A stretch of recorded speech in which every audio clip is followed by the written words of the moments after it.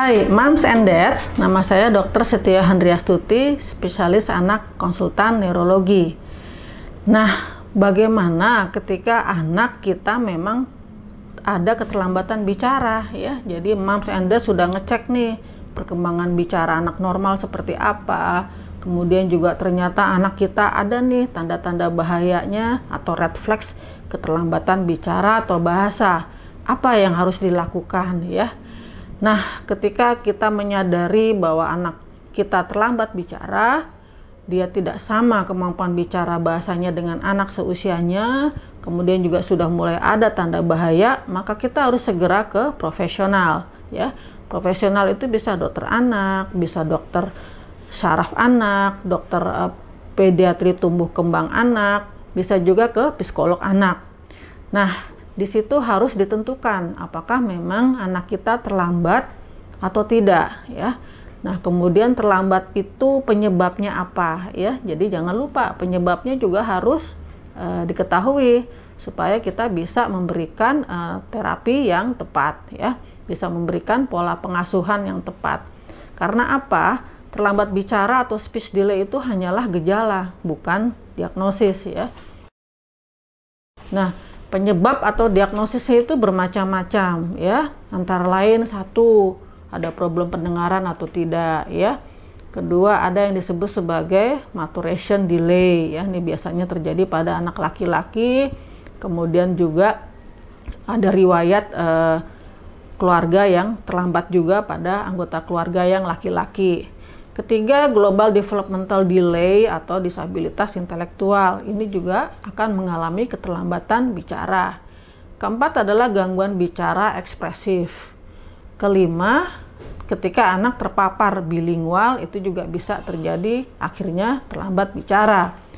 Dan yang terakhir adalah yang agak cukup banyak adalah autism spectrum disorder ya. Jadi banyak penyebab terlambat bicara. Nah, ini harus kita tentukan penyebabnya apa ya, karena nanti terapinya mungkin berbeda, prognosis atau ramalan ke depannya juga beda, kemudian pola pengasuhannya juga mungkin juga berbeda ya. Jadi kita harus deskripsi lebih lanjut.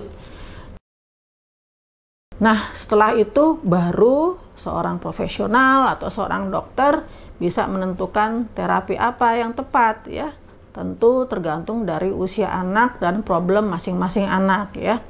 Nah, terapinya tidak hanya terapi bicara ya, tetapi kita lihat dulu kemampuan anaknya ya. Pertama adalah tentu merubah pola pengasuhan ya. Sebagian besar sekarang ini anak terlalu dini dipaparkan pada screen time ya. Bahkan dari umur 6 bulan ketika anak mulai MPASI itu sudah dipaparkan pada TV pada saat makan ya. Tentu ini tidak benar ya. Pola pengasuhan lain yang harus diperbaiki adalah bahwa pengasuhan dengan anak balita itu harus interaktif dua arah ya. Jadi harus terus-menerus memberikan lingkungan yang selalu mengajak bicara anak ya. Kedua, kita bisa berikan terapi sensori integrasi. Ini akan memperbaiki interaksi dua arah, memperbaiki perkembangan bahasa reseptif, dan menghilangkan perilaku-perilaku yang negatif seperti misalnya tantrum, ya, atau ada perilaku repetitif lain. Ya. Kemudian, ketiga adalah terapi bicara. Ya. Ketika anak bisa lebih akan kita mengembangkan kemampuan bahasa ekspresifnya ya. Nah, terapi lain tentu tergantung penyebabnya, usia anak, dan apa yang harus kita siapkan. Misalnya anak sudah mau masuk sekolah ya, tentu bisa kita tambahkan mungkin terapi okupasi atau behavior terapi. Ya. Mungkin itu saja dari saya. Terima kasih.